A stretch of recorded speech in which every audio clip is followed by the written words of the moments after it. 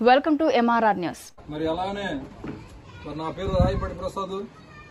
మరి పల్నాడు జిల్లా ఇన్ఛార్జిగా మరి జేపీపీ పార్టీలో కొనసాగుతున్నా.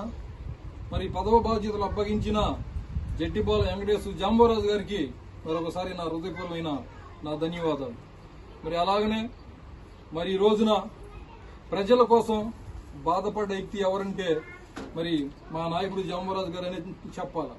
ఎందుకంటే ఆయన 2018 కాడ నుంచి కూడా మరి డప్పు కళాకారుడని, శర్మాకారుడని మన జీవోని తీసుకొచ్చి మరి ప్రజలకు అది అండగా ఉంటుందని ఆయన బహుజనుల కోసం ఎంతగానో బాధపడితే ఈ రోజు మీరు అధికారంలోకి వచ్చి నీకు జీవో తెచ్చినోడి కాదు, ప్రజల గురించి ఆలోచించినోడి కాదు.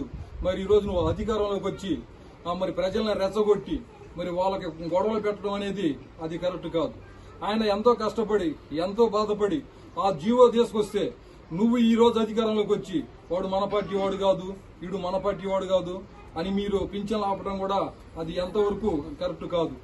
ఆ రోజైనా నా పార్టీ వాళ్ళని చూడలే, బహుజనులు చూశాడు, భారతదేశంలో ప్రజలను చూశాడు, వాళ్ళ కోసమే ఈ జీవో తెచ్చాడు, వాళ్ళ కోసమే ఈ రోజు బాధపడుతున్నాడు. మరి ఆ రోజు నేను ఒక్కడే మరి బహుజన ప్రజల కోసం ఆయన ఎంతో కష్టపడి ఎంతో ఫైట్ చేసి మరి ప్రభుత్వం దగ్గర నుంచి జీవో తెస్తే మరి ఈ రోజు 2018 నుంచి కూడా ఈ రోజు దాకా కూడా మరి ప్రజలు 4,000 రూపాయల పింఛన్ తీసుకుంటున్నారంటే ఈ రోజు అది జట్టిపాల వెంకటేశ్వర గారు పెట్టిన పుణ్యం అని కూడా నేను మీకు ఈ వీడియో ద్వారా మీకు తెలియజేసుకుంటాను. మరి అలాగనే మరి బహుజనులందరూ కూడా మీకు ఆ పార్టీ ఈ పార్టీ అని కాకుండా సరే మీకు ఏదైనా అభిమానం ఉంటే ఓటేసుకోండి, కానీ వాళ్ళ కోసం వీళ్ళ కోసం కొట్టుకోవద్దు. ఒకసారి మీరు భారత రాజ్యాంగాన్ని ఆలోచించి మన జాంబోరాజు గారు చెప్పిన మాటలు కూడా ఆలోచించి మీరు ఇవన్నీ ఒకసారి దృష్టిలో ఉంచుకోవాలని మిమ్మల్ని మనస్ఫూర్తిగా కోరుతూ ఇక ప్రేమతో సెలవు తీసుకుంటున్నాను.